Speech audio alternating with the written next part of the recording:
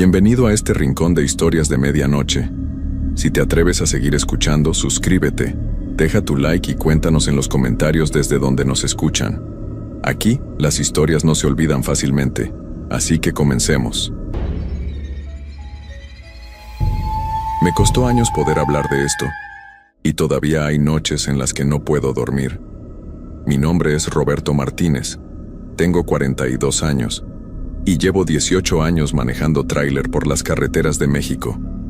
He visto de todo en estas rutas, cosas que uno nunca imaginaría, pero nada, absolutamente nada, se compara con lo que viví aquella noche de octubre del 2020.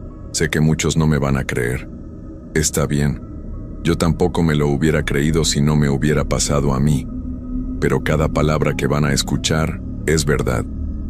Cada detalle está grabado en mi memoria como si hubiera pasado ayer. A veces quisiera que solo fuera un mal sueño, pero las marcas que quedaron en mi tráiler y las cosas que encontraron después confirman que todo fue real. Esta es mi historia, la historia del peor turno nocturno de mi vida. Mi nombre completo es Roberto Martínez Flores y soy de Monterrey, Nuevo León. Llevo casi 2 décadas transportando mercancía por todo el país. Conozco cada curva, cada pueblo, cada gasolinera de las rutas principales. O al menos eso creía hasta aquella noche. Era un jueves por la tarde cuando recibí la llamada de mi jefe. Necesitaban que llevara un cargamento urgente de Querétaro hasta Veracruz. La ruta no era nueva para mí, pero algo en su voz me puso nervioso. Me dijo que tenía que salir esa misma noche, que el cliente pagaba el doble si la mercancía llegaba antes del amanecer del viernes. 2 veces mi paga normal. Con la situación económica como estaba, no podía decir que no. Llegué a las bodegas de Querétaro como a las 8 de la noche. Ya estaba oscureciendo. El encargado, un señor que nunca había visto antes, me entregó los papeles sin decir mucho. Solo me miró con una expresión rara cuando firmé los documentos. Casi como si quisiera decirme algo, pero se aguantaba. Pensé que estaba cansado nada más. Todos estábamos cansados en esos tiempos. Revisé la carga. Eran cajas selladas, todas del mismo tamaño, etiquetadas como material médico. Nada fuera de lo común. Aseguré todo bien. Hice mi inspección de rutina del tráiler. Llené el tanque de diésel y arranqué como a las 9 de la noche. Tenía por delante unas 6 horas de camino si todo salía bien y no había mucho tráfico. Las primeras 2 horas fueron normales. Puse mi música, esa cumbia que me gusta para mantenerme despierto, y conduje tranquilo por la autopista. Había poco tráfico, solo algunos autos que iban y venían. La carretera estaba bien iluminada al principio, con suficientes luces y señales.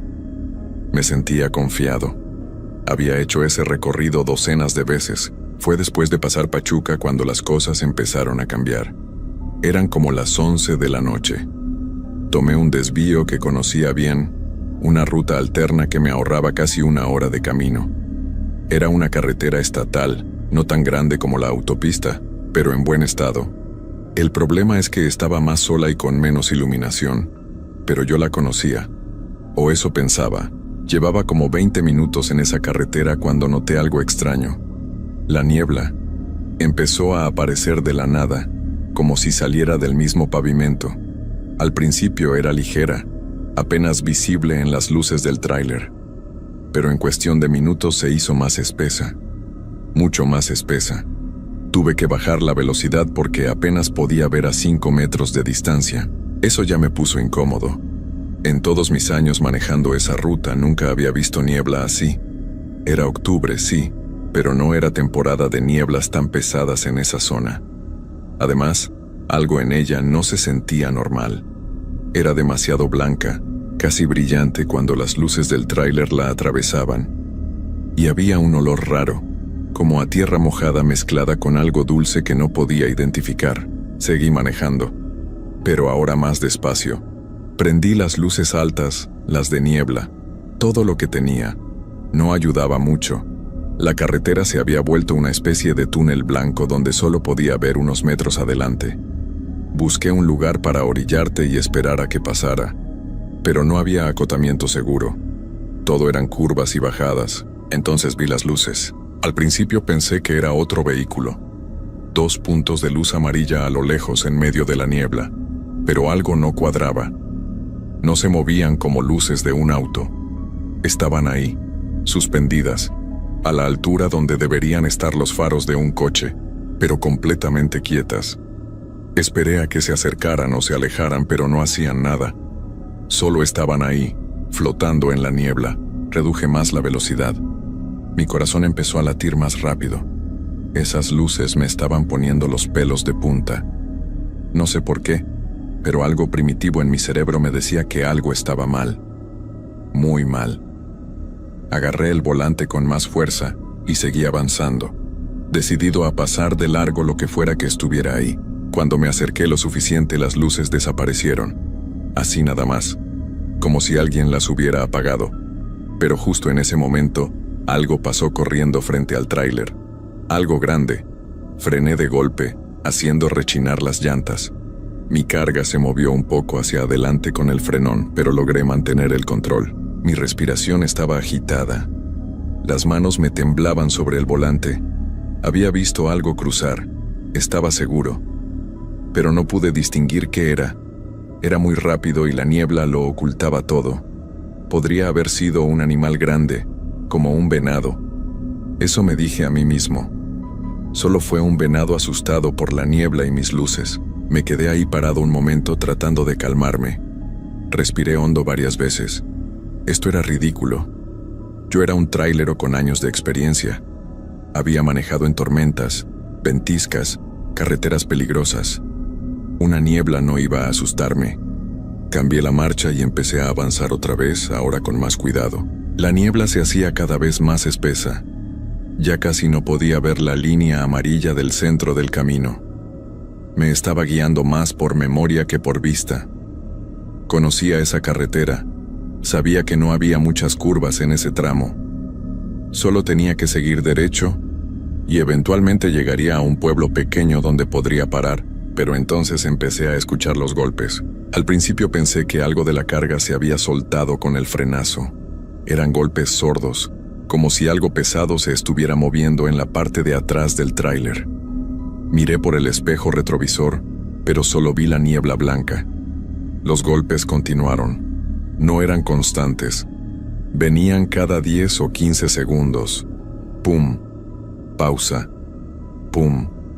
Pausa. Pum. Me empezó a sudar la frente. Quería detenerme y revisar la carga, pero algo me decía que no era buena idea bajarme del tráiler en medio de esa niebla. Los golpes seguían. Ahora parecían más fuertes, más insistentes, como si algo o alguien estuviera tratando de salir. Recordé las cajas. Material médico, decían las etiquetas.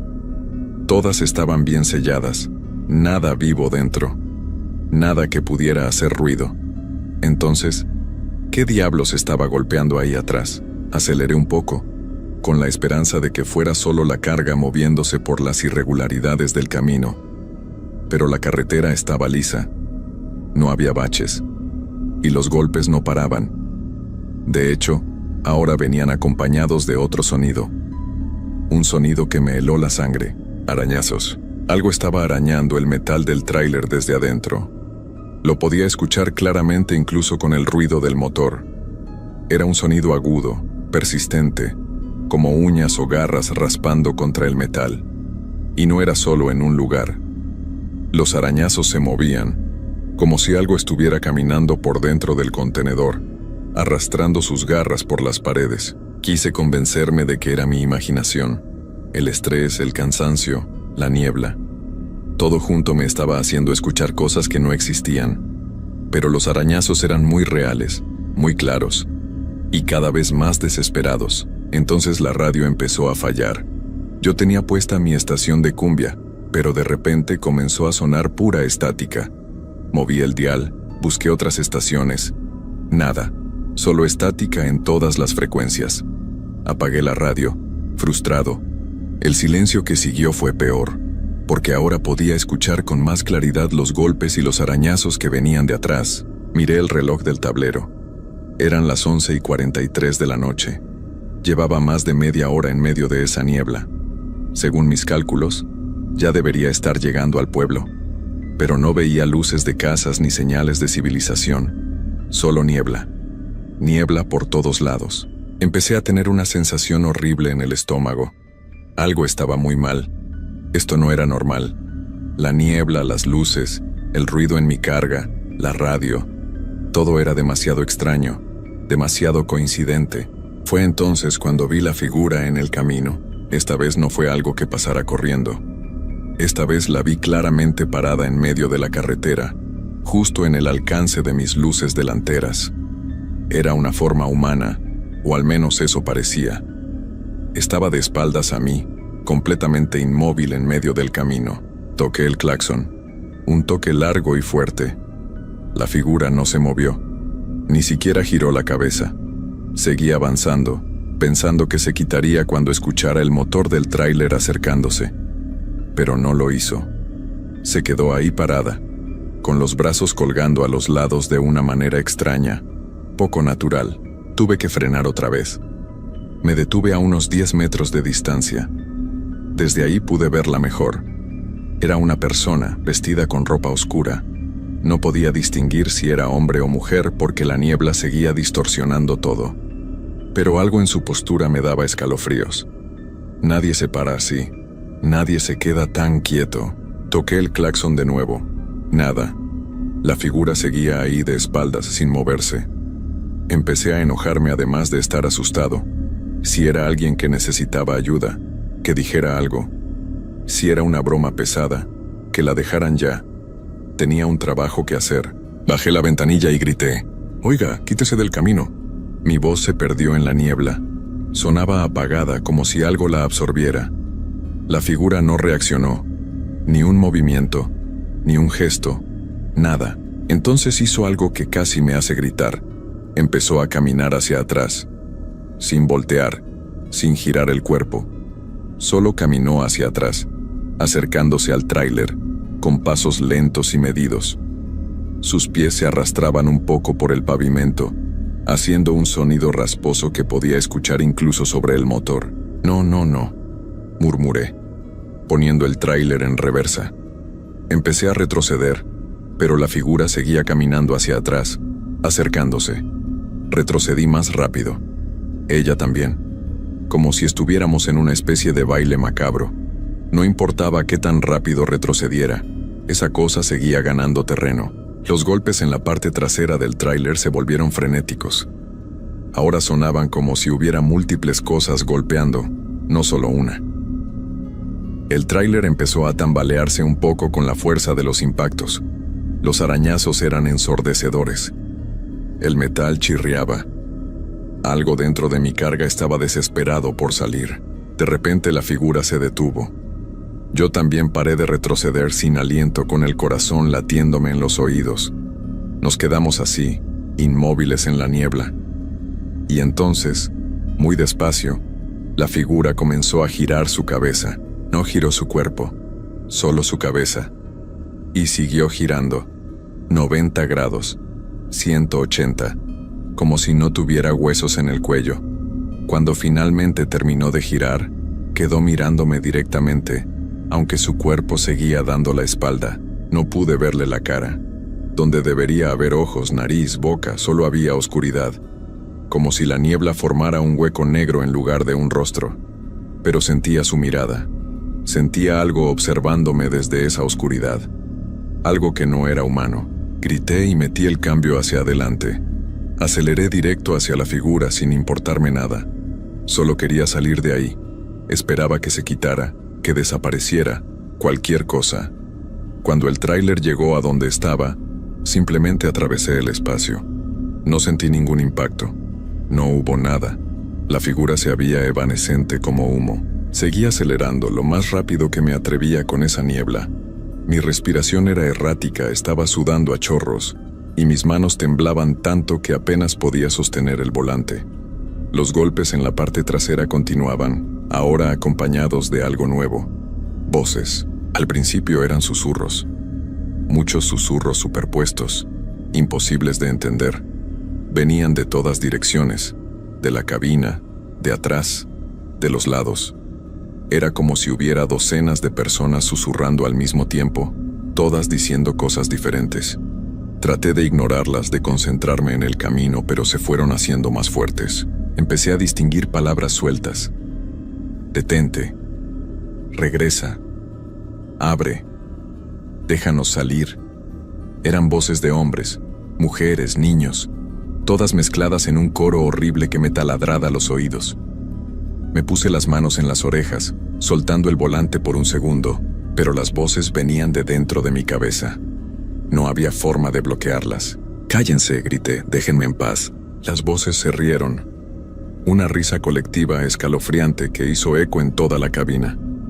Y entonces todas hablaron al unísono, con una sincronización perfecta que no era natural. «No puedes escapar. Esta carretera es nuestra, siempre lo ha sido». El tráiler empezó a sacudirse violentamente. No era por la carga, era el vehículo entero, como si algo estuviera debajo, tratando de volcarlo. Agarré el volante con fuerza, luchando por mantener el control. Las llantas chirriaban. El tráiler se inclinaba peligrosamente hacia un lado. Miré por el espejo lateral y vi algo que me hizo soltar un grito ahogado. Había manos saliendo de la niebla, docenas de ellas, agarrando los lados del tráiler. Manos pálidas, delgadas, con dedos demasiado largos. Jalaban y empujaban, tratando de voltear el vehículo. Una de esas manos apareció en mi ventanilla. Se estrelló contra el vidrio con un golpe seco. Luego otra, y otra. En segundos, había 5 o 6 manos golpeando mi ventana, dejando marcas húmedas en el cristal. Podía ver los dedos con claridad ahora. No tenían uñas. Los extremos estaban en carne viva, sangrando, como si hubieran estado escarbando en tierra.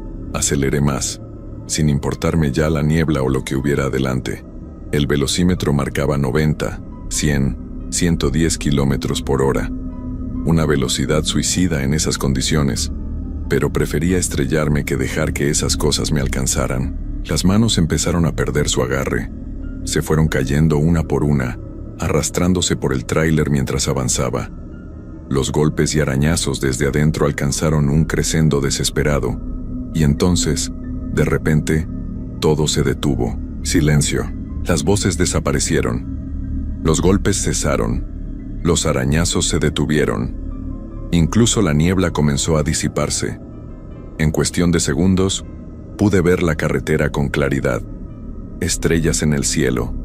La línea amarilla del camino. Todo normal otra vez. Seguí manejando, pero ahora más despacio, tratando de procesar lo que acababa de pasar. Mis manos todavía temblaban. Estaba empapado en sudor. Sentía náuseas. Pero estaba vivo. Había salido de eso. Lo que sea que hubiera sido. Miré el reloj. Eran las 12:07 de la mañana. Habían pasado solo 24 minutos desde que todo comenzó, aunque me había sentido como horas. Busqué algún lugar donde parar. Necesitaba revisar la carga, asegurarme de que todo estuviera bien. Necesitaba entender qué había pasado. Vi luces adelante. El pueblo.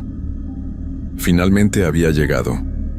Era un lugar pequeño, apenas unas cuantas casas y un par de negocios cerrados. Había una gasolinera con las luces encendidas. Me estacioné ahí, temblando, sin saber si debía bajarme o no. Me quedé sentado en la cabina varios minutos, solo respirando, tratando de calmarme. Quizás había sido una alucinación. El cansancio, el estrés, algo en el aire. Eso tenía que ser. Nada de eso podía haber sido real. Pero entonces recordé las marcas en mi ventana. Miré hacia el vidrio lateral. Ahí estaban. Huellas húmedas de manos. 5 dedos cada una, pero los dedos eran demasiado largos, demasiado delgados. No eran huellas humanas normales. Con las piernas temblando, bajé de la cabina. El aire nocturno estaba frío y limpio, un contraste fuerte con la atmósfera opresiva de antes. Caminé hacia la parte trasera del tráiler, preparándome mentalmente para lo que pudiera encontrar. Las puertas estaban cerradas. El candado seguía puesto. Eso ya era algo bueno. Pero cuando puse mi mano en la puerta del contenedor, la retiré de inmediato. El metal estaba caliente. No tibio, caliente. Como si hubiera estado bajo el sol todo el día, aunque era plena noche. Me armé de valor y abrí el candado. Las bisagras chirriaron cuando abrí las puertas. El interior del contenedor estaba oscuro. Saqué mi linterna y alumbré hacia adentro. Las cajas seguían ahí, todas en su lugar. No se había movido nada. Los sellos estaban intactos. Todo se veía normal. Pero el olor, ese olor dulce y enfermizo que había sentido en la niebla era más fuerte aquí, saliendo del contenedor como una bocanada de aire podrido. Alumbré las paredes interiores del tráiler y se me heló la sangre.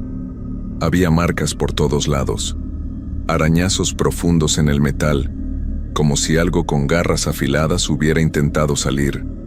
Las marcas cubrían las paredes, el techo, el piso. Algunas eran tan profundas que habían atravesado la primera capa de metal, pero eso era imposible. Las cajas no podían haber hecho eso. Eran cajas de cartón selladas, y seguían intactas, sin un solo rasguño. Lo que sea que hubiera hecho esas marcas no venía de las cajas. Venía de otra parte, o había estado ahí todo el tiempo, escondido entre la carga. Cerré las puertas rápidamente y puse el candado. No quería ver más. Solo quería entregar esa carga y olvidarme de todo esto. Me subí de nuevo a la cabina, arranqué el motor y seguí mi camino hacia Veracruz. El resto del viaje fue tranquilo. Demasiado tranquilo. Ni un solo auto en la carretera, ni un alma en los pueblos por los que pasé. Era como si el mundo se hubiera vaciado y yo fuera el único que quedaba. Pero preferí esa soledad inquietante a lo que había experimentado en la niebla. Llegué a Veracruz justo cuando estaba amaneciendo. El cielo se teñía de naranja y rosa. Los primeros rayos de sol tocaban el océano. Era hermoso, pero yo no podía apreciarlo. Estaba exhausto, traumado, destrozado. Entregué la carga en la dirección indicada.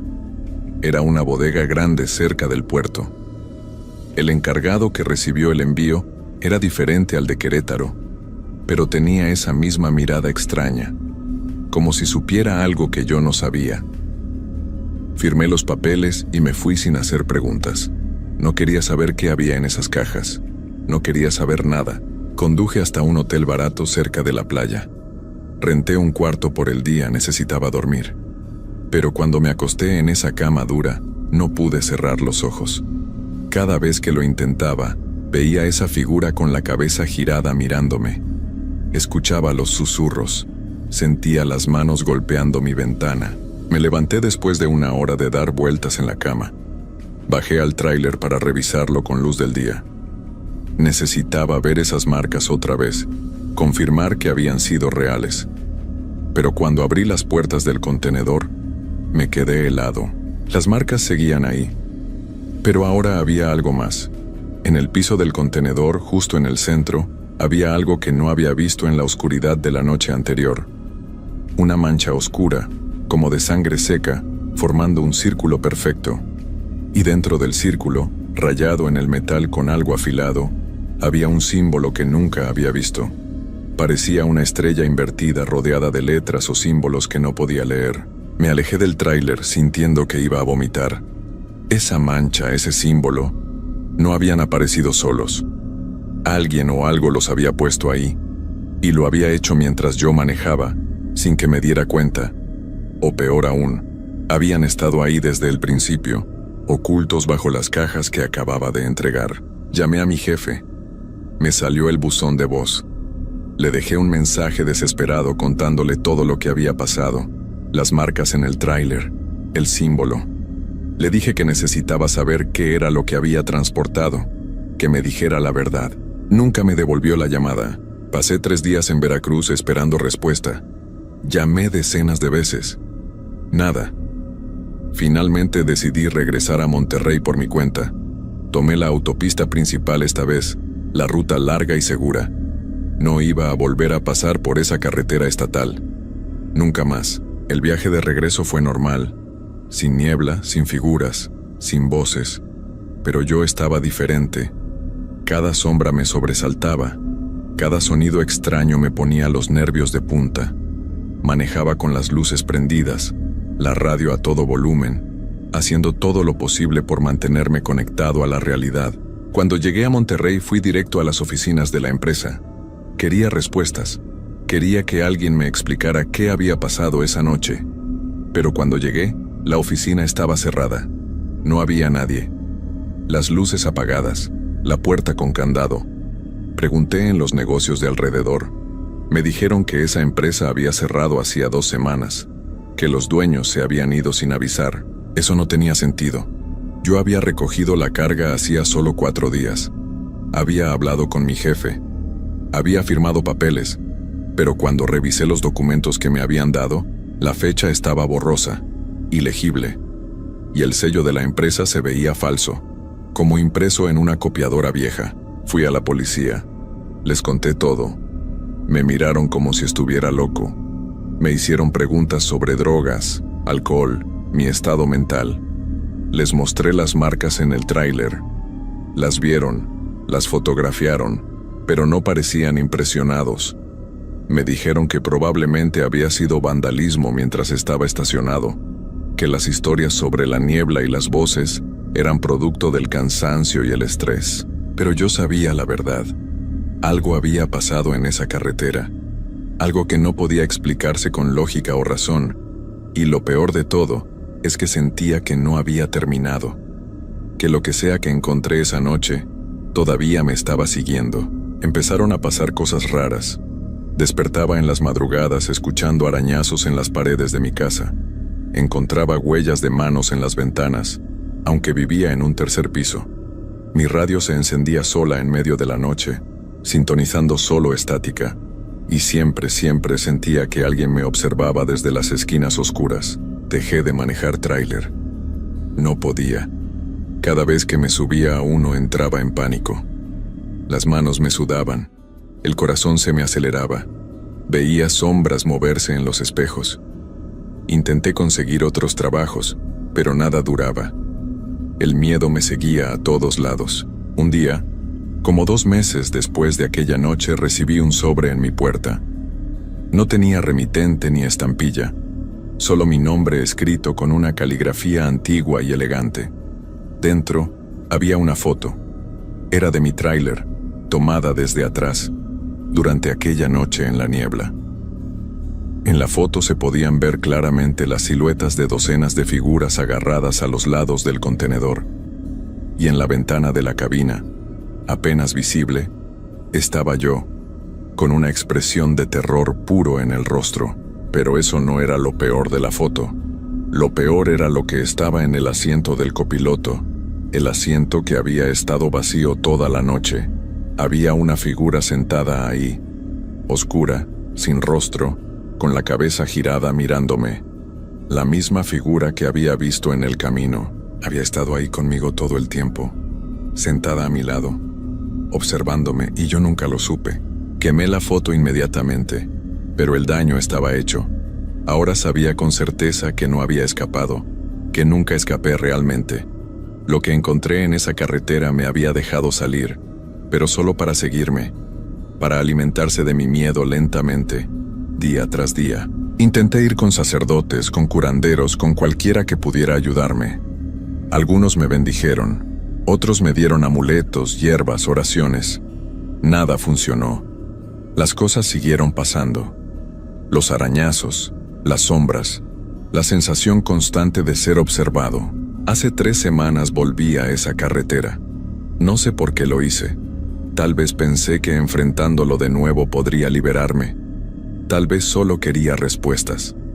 Conduje hasta el punto donde había comenzado la niebla, donde había visto las primeras luces extrañas.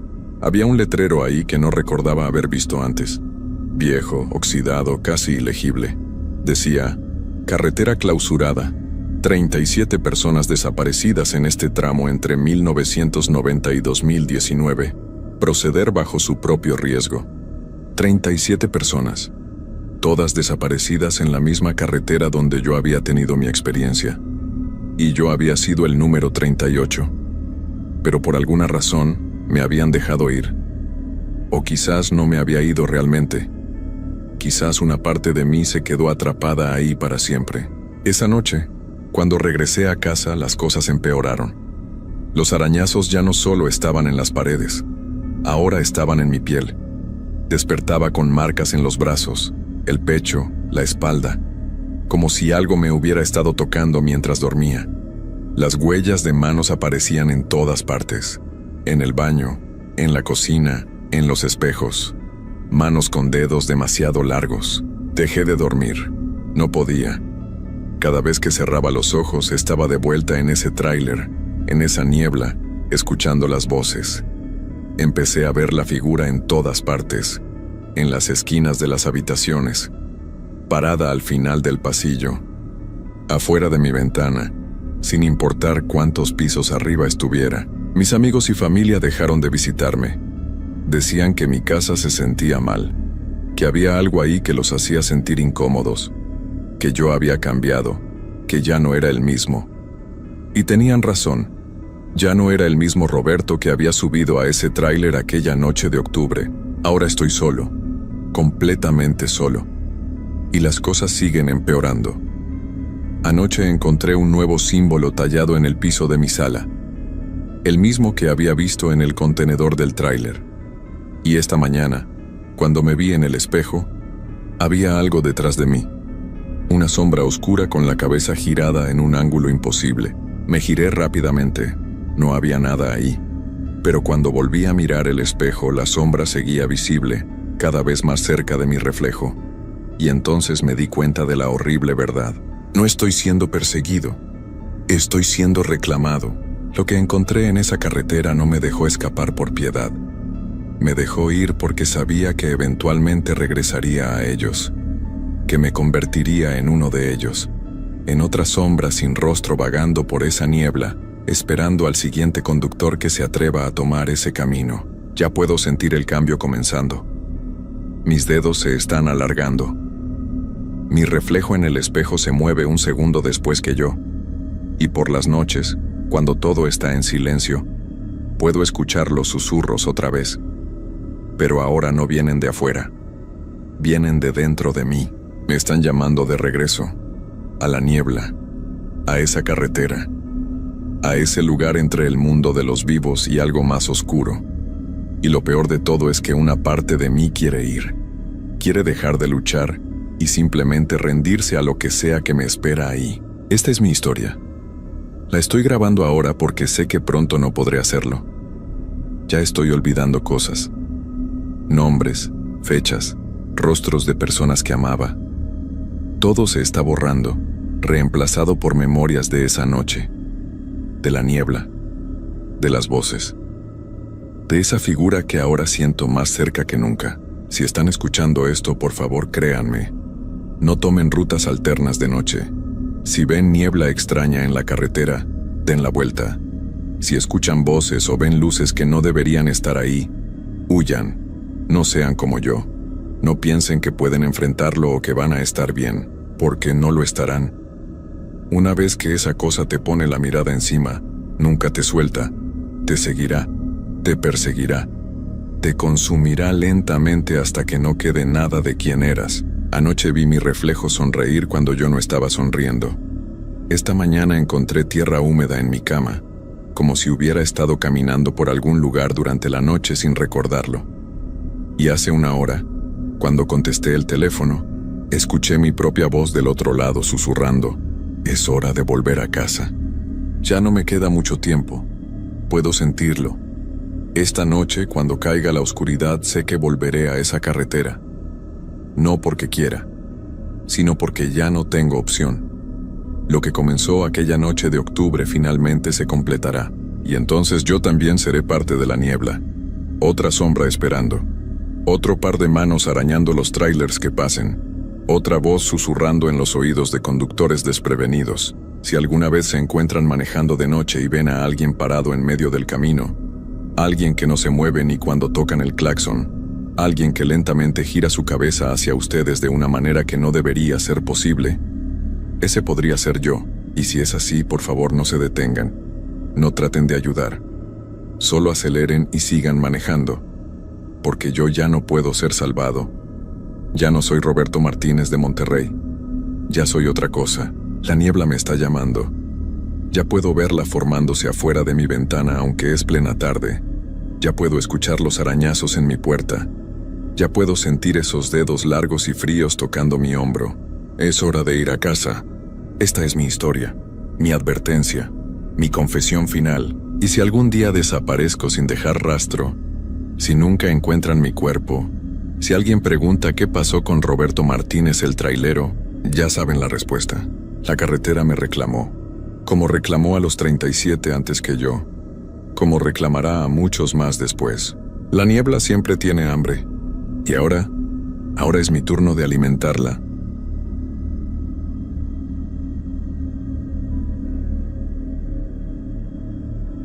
Hay trabajos que te cambian la vida para siempre, y no siempre de la manera que uno espera.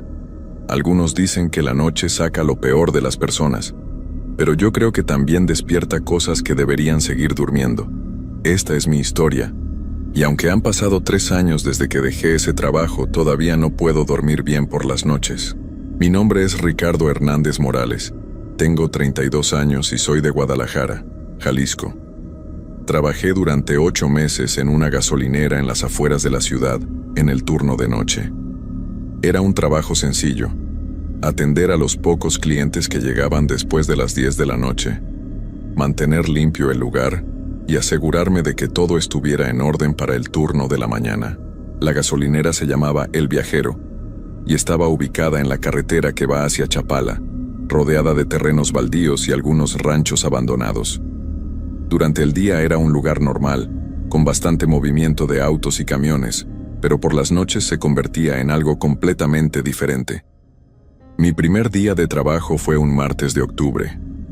El gerente, don Carlos, me explicó las tareas básicas: revisar los niveles de combustible en los tanques, limpiar los baños cada 2 horas, atender la caja registradora y mantener las luces encendidas toda la noche.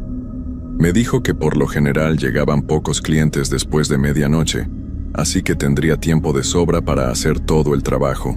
Lo que no me dijo fue que ese lugar tenía algo extraño. La primera semana pasó sin problemas. Llegaban algunos camioneros, trabajadores de fábricas que salían tarde, y de vez en cuando alguna familia que regresaba de viaje. Todo normal. Pero durante la segunda semana, empecé a notar cosas que me ponían nervioso. Primero fueron los ruidos. Sonidos como si alguien arrastrara los pies por el concreto, pero cuando salía a revisar, no había nadie. Pensé que podrían ser animales, perros callejeros o gatos, pero los ruidos sonaban demasiado pesados para ser de un animal pequeño. Después empezaron las llamadas telefónicas. El teléfono de la oficina sonaba a las 3 de la mañana, siempre a la misma hora.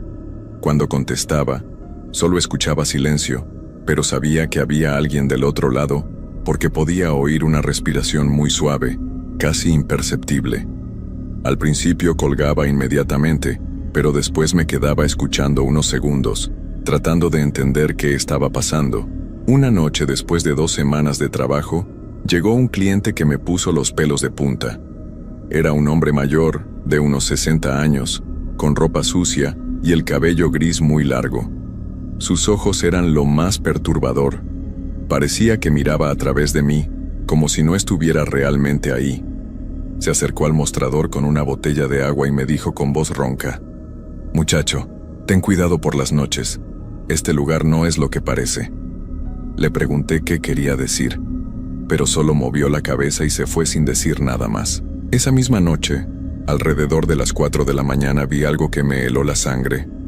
Estaba organizando unos productos en el mostrador cuando miré hacia afuera y vi una figura parada junto a la bomba número 3. Era la silueta de una mujer, pero algo estaba mal. No se movía para nada, era como si fuera una estatua. Salí para preguntarle si necesitaba ayuda, pero cuando llegué ahí no había nadie. Revisé todo el lugar, miré detrás de las bombas, en el baño, en la bodega, pero estaba completamente solo. Lo extraño es que cuando regresé a la oficina, pude ver mis propias huellas en el suelo, pero también había otras huellas más pequeñas, como de pies descalzos. A partir de esa noche, decidí anotar todo lo que pasaba en un cuaderno. Pensé que tal vez estaba imaginando cosas por el cansancio, pero quería tener un registro de todo. Los días siguientes fueron más tranquilos, pero yo ya estaba nervioso todo el tiempo. Cada ruido me sobresaltaba, Cada sombra me parecía sospechosa. Empecé a tomar más café para mantenerme despierto y alerta. Durante la tercera semana las cosas se pusieron peor. Una noche llegó un joven en motocicleta que me preguntó si había visto a su novia. Me describió a una muchacha de cabello negro, vestido blanco y pies descalzos. Le dije que no había visto a nadie así, pero cuando se fue, recordé las huellas que había visto junto a la bomba número 3. Esa misma noche, el teléfono sonó otra vez a las 3 en punto. Esta vez, en lugar de silencio, escuché una voz de mujer muy suave que decía: «Ayúdame». Le pregunté quién era y qué necesitaba, pero la línea se cortó. No pude dormir nada el resto de la noche. Al día siguiente le conté a don Carlos sobre las llamadas y los ruidos extraños. Él se puso muy serio y me dijo que había tenido otros empleados que se quejaban de cosas similares, pero que nunca le había dado importancia. Me aconsejó que no hiciera caso a esas tonterías y que me concentrara en mi trabajo, pero yo sabía que no eran tonterías. Algo estaba pasando en ese lugar, algo que no podía explicar con lógica. Durante la cuarta semana, conocí a doña Elena, una señora mayor que vivía en un rancho cercano. Llegó una noche a comprar medicinas para su esposo enfermo y se quedó platicando conmigo un rato. Cuando le mencioné los ruidos y las cosas extrañas que había visto, su expresión cambió completamente. Me contó que hace muchos años antes de que construyeran la gasolinera, ese terreno había sido parte de un pueblo pequeño que se inundó durante una tormenta muy fuerte. Varias personas perdieron la vida esa noche, incluyendo a una joven llamada Patricia que se ahogó tratando de llegar a su casa. Según doña Elena, Patricia tenía el cabello negro y esa noche llevaba puesto un vestido blanco para una fiesta del pueblo. Su cuerpo nunca fue encontrado porque las aguas se llevaron todo hacia el río. Cuando doña Elena terminó de contarme la historia, sentí un frío horrible en todo el cuerpo. La descripción que me había dado el joven de la motocicleta coincidía exactamente con lo que acababa de escuchar. Esa noche decidí buscar más información sobre lo que había pasado. Llamé a mi tío Jorge, que trabaja en el archivo municipal, y le pedí que revisara los registros de accidentes en esa zona. Al día siguiente me confirmó que efectivamente había habido una inundación en 1987, donde perdieron la vida 8 personas, incluyendo a una muchacha de 18 años llamada Patricia Ruiz. Ahora todo empezaba a tener sentido, pero eso me daba más miedo todavía. Las siguientes noches fueron terribles. Las llamadas se volvieron más frecuentes, no solo a las 3 de la mañana, sino a diferentes horas. Siempre era la misma voz suave que decía «ayúdame», o a veces solo susurraba mi nombre: «Ricardo, Ricardo». Los ruidos también aumentaron. Ahora escuchaba pasos alrededor de todo el edificio, como si alguien caminara en círculos sin parar. Varias veces vi sombras moverse entre las bombas de gasolina, pero cuando encendía las luces exteriores, no había nadie. Una noche especialmente fría de noviembre, pasó algo que casi me hace renunciar inmediatamente. Estaba revisando el inventario en la bodega cuando escuché que se abrió la puerta principal. Salí rápidamente para atender al cliente, pero la tienda estaba vacía. Lo extraño es que la puerta seguía abierta y había un charco de agua en el suelo, como si alguien hubiera entrado empapado. Cerré la puerta con llave y limpié el charco, pero a los 5 minutos volvió a pasar lo mismo. Esta vez el charco era más grande y tenía forma de pisadas descalzas que iban desde la entrada hasta el mostrador. Mi corazón latía tan fuerte que podía escucharlo en mis oídos. Tomé el teléfono para llamar a la policía, pero cuando marqué el número, del otro lado contestó la misma voz de mujer: «No te vayas, Ricardo, no me dejes sola otra vez». Colgué inmediatamente y salí corriendo de la tienda. Me quedé parado en el estacionamiento durante 1 hora, temblando de miedo, hasta que llegó un camionero que me preguntó si estaba bien. Le dije que había tenido un problema con el sistema eléctrico y regresé a la tienda. El resto de la noche la pasé sentado en una silla junto a la puerta, sin atreverme a moverme hasta que llegó mi relevo a las 6 de la mañana. Pero lo peor estaba por venir. Al día siguiente, don Carlos me citó en su oficina. Me dijo que había recibido quejas de algunos clientes que decían haber visto a una mujer extraña rondando la gasolinera por las noches. Algunos mencionaron que parecía estar buscando a alguien y que se acercaba a los autos para preguntar por una persona llamada Ricardo. Sentí que el mundo se me venía encima. Ya no era solo yo quien estaba viendo cosas. Otros también la habían visto, y por alguna razón, me estaba buscando específicamente a mí. Esa noche decidí enfrentar la situación. Preparé un termo con café bien cargado, puse mi cuaderno sobre el mostrador y esperé. Si Patricia quería hablar conmigo, yo estaba dispuesto a escucharla. A las 12:30 llegó un cliente normal, un señor que compró cigarros y se fue. A la 1 llegó una pareja joven que cargó gasolina. Todo parecía normal hasta que dieron las 3 de la mañana. El teléfono sonó como siempre, pero esta vez no contesté. Dejé que sonara hasta que se cortó solo. 5 minutos después volvió a sonar, y otra vez lo dejé sonar. A la tercera llamada, decidí contestar. «¿Patricia?», pregunté con voz temblorosa. «Sí», respondió la voz suave. «Necesito que me ayudes, Ricardo». «¿Qué necesitas?», le pregunté, aunque mi mano temblaba tanto que casi se me cae el teléfono. «Necesito que me encuentres. He estado buscando el camino a casa por tanto tiempo, pero no puedo encontrarlo sola». Le pregunté dónde estaba, pero la línea se cortó. Mi corazón latía tan fuerte que sentía que se me iba a salir del pecho. Me quedé sentado ahí, sosteniendo el teléfono, tratando de entender qué acababa de pasar. Entonces escuché los pasos otra vez, pero esta vez venían de adentro de la tienda. Pasos lentos y húmedos que se acercaban hacia donde yo estaba. Miré hacia los pasillos, pero no podía ver nada en la oscuridad. «¿Patricia?», dije en voz alta. «¿Estás aquí?». Los pasos se detuvieron. El silencio era tan profundo que podía escuchar el zumbido de los refrigeradores y el tic-tac del reloj en la pared. Después, muy suavemente, escuché su voz otra vez, pero esta vez no venía del teléfono. Venía de algún lugar detrás de mí. «Ayúdame a llegar a casa, Ricardo. Mi familia me está esperando». Me di vuelta lentamente y la vi. Estaba parada junto al refrigerador de bebidas, exactamente como me la había descrito el joven de la motocicleta. Cabello negro largo y mojado, vestido blanco que goteaba agua constantemente, y pies descalzos que dejaban charcos en el suelo. Pero lo que más me impactó fueron sus ojos. Estaban completamente blancos, sin pupilas, y me miraban con una expresión de tristeza y desesperación que nunca voy a poder olvidar. «Patricia», le dije tratando de mantener la calma, «¿qué necesitas que haga?». Ella se acercó un paso y el agua de su vestido formó un charco más grande.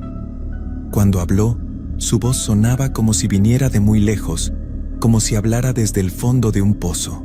«Necesito que me lleves al cementerio. Mi familia está enterrada ahí, pero yo nunca llegué. He estado perdida todos estos años buscando el camino». Le pregunté por qué había venido específicamente conmigo, y su respuesta me heló la sangre. «Porque tú puedes verme», dijo. «La mayoría de las personas no pueden. Solo algunos tienen esa capacidad y tú eres uno de ellos. Por eso te elegí». En ese momento entendí por qué había estado sintiendo tanto miedo todos estos meses. No era solo por los ruidos o las llamadas. Era porque una parte de mí sabía que podía ver cosas que otros no podían. Y eso me convertía en un blanco para quienes necesitaban ayuda desde el otro lado. Patricia me explicó que llevaba 36 años atrapada en ese lugar, en el mismo sitio donde había perdido la vida. Me contó que cada noche trataba de encontrar el camino al cementerio donde estaba su familia, pero siempre terminaba regresando a la gasolinera. «Es como si hubiera una cuerda invisible que me jala de vuelta», me dijo. «No puedo alejarme de aquí. Necesito que alguien me guíe, alguien que pueda verme y caminar conmigo». Le dije que sí la ayudaría, pero que tendría que esperar hasta que terminara mi turno. Ella asintió y se desvaneció lentamente, como humo que se disuelve en el aire. El resto de la noche la pasé temblando, tomando café tras café, tratando de procesar lo que había pasado. A las 6 de la mañana llegó Javier, el empleado del turno de día, y yo salí corriendo sin explicarle nada. Durante todo el día no pude pensar en otra cosa. Había prometido ayudar a Patricia, pero no tenía idea de cómo hacerlo. ¿Realmente podría guiarla al cementerio? ¿Qué pasaría después? ¿Se iría en paz o me seguiría pidiendo más cosas? Esa tarde fui a visitar a doña Elena para pedirle más información sobre Patricia y su familia. Me contó que los Ruiz habían sido una familia muy querida en el pueblo antes de la inundación. Patricia era la hija menor y estaba por casarse cuando pasó la tragedia. Su prometido se llamaba Miguel, me dijo doña Elena. Él sobrevivió a la inundación, pero nunca se recuperó de perder a Patricia. Se fue del pueblo poco después y nunca más supimos de él. Dicen que se volvió loco de la tristeza. También me dijo que la familia Ruiz estaba enterrada en el cementerio municipal de San José, a unos 20 kilómetros de la gasolinera. Era un cementerio viejo que ya casi no se usaba, rodeado de árboles y muy pocas luces. Cuando llegué esa noche al trabajo, ya tenía un plan. Esperaría hasta las 3 de la mañana, cerraría la gasolinera por un rato y llevaría a Patricia al cementerio en mi auto. Pensé que tal vez así podría descansar en paz y yo podría seguir trabajando sin problemas, pero las cosas no salieron como yo esperaba. A las 2:30 llegó un cliente que me puso muy nervioso. Era un hombre joven de unos 30 años con los ojos hundidos y la ropa muy arrugada.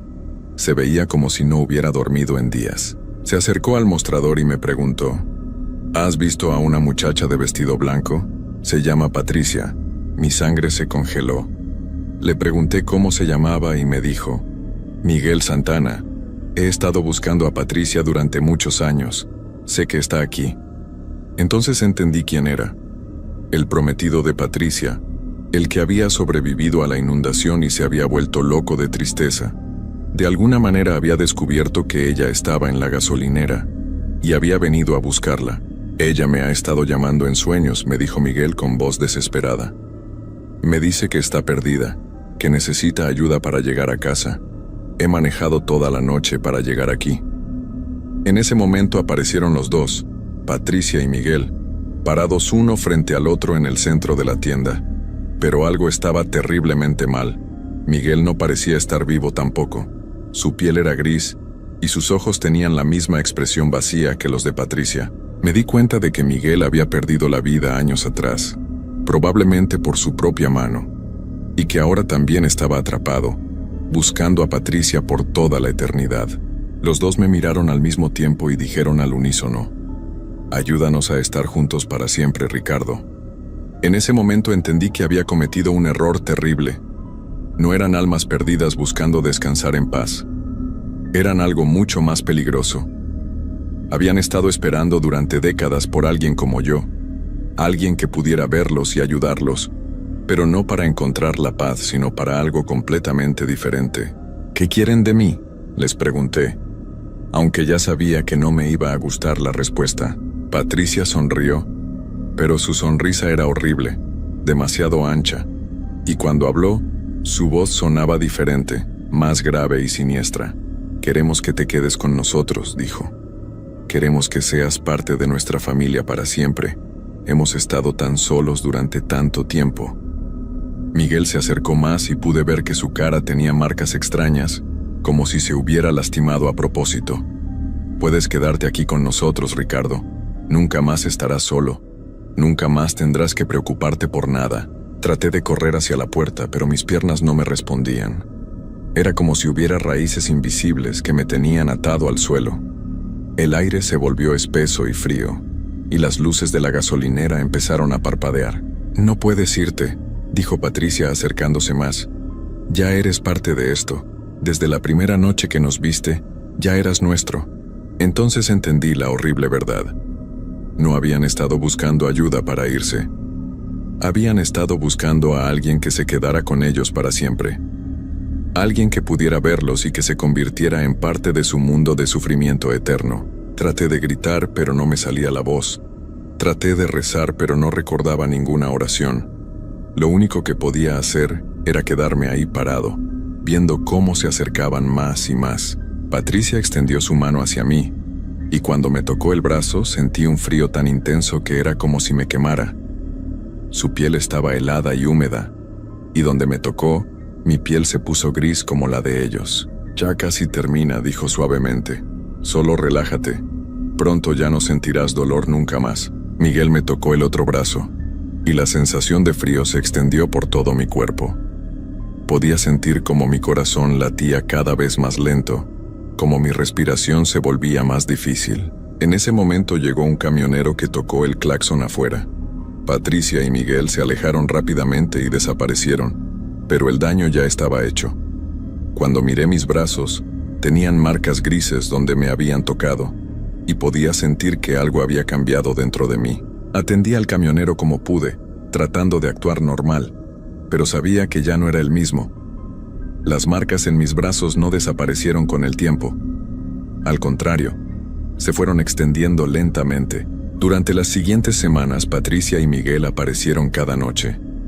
Ya no me pedían ayuda. Solo se quedaban ahí, mirándome, esperando. Sabían que eventualmente me uniría a ellos, y no había nada que yo pudiera hacer para detenerlo. Traté de renunciar, pero don Carlos me dijo que no podía dejarme ir. Según él, yo era el mejor empleado nocturno que había tenido, y los clientes siempre comentaban lo servicial que era. Lo que él no sabía es que cada noche yo era un poco menos humano. Las marcas grises siguieron extendiéndose. Primero llegaron a mis hombros, después a mi pecho. Mi piel se volvía más fría cada día, y empecé a perder la capacidad de sentir cosas normales como el hambre o el cansancio. También empecé a ver más espíritus. No solo a Patricia y Miguel, sino a otros que habían perdido la vida en accidentes en esa carretera. Todos me miraban con la misma expresión de esperanza, esperando que me uniera a ellos. Una noche, un mes antes de que terminara mi transformación, llegó otro empleado nuevo para el turno de día. Era un muchacho joven, de unos 22 años, que se llamaba Daniel. Cuando lo conocí, pude ver algo en sus ojos que me resultó familiar. Era la misma expresión que yo había tenido cuando empecé a trabajar ahí. Él también podía verlos. La primera noche que Daniel trabajó el turno nocturno, yo ya había desaparecido completamente de mi vida anterior. Mi familia pensaba que me había ido a trabajar a otro estado. Mis amigos dejaron de buscarme. Para el mundo exterior, Ricardo Hernández Morales ya no existía, pero yo sí existía, solo que ahora era parte de algo diferente. Algo que esperaba en la gasolinera El Viajero todas las noches. Ahora somos 4, Patricia, Miguel, yo y pronto Daniel. Él está empezando a ver las mismas cosas que yo vi. Escucha los mismos ruidos, recibe las mismas llamadas. Anoche le tocamos el brazo por primera vez, y esta mañana vi las marcas grises en su piel. Daniel no lo sabe todavía, pero ya es nuestro. Ya es parte de la familia. Y cuando él se complete, esperaremos a que llegue el siguiente. Porque siempre hay alguien más que puede vernos, alguien más que puede ayudarnos a crecer. La gasolinera El Viajero sigue funcionando normalmente durante el día. Los clientes llegan, cargan gasolina, compran sus cosas y se van sin saber lo que realmente pasa ahí por las noches. Pero nosotros sabemos, nosotros esperamos, y si alguna vez tienes que parar en una gasolinera solitaria durante la madrugada, y el empleado te mira de una manera extraña, como si pudiera ver algo que tú no puedes ver, mejor sigue manejando, porque tal vez nosotros ya te estemos esperando, y una vez que formas parte de la familia, nunca más podrás irte.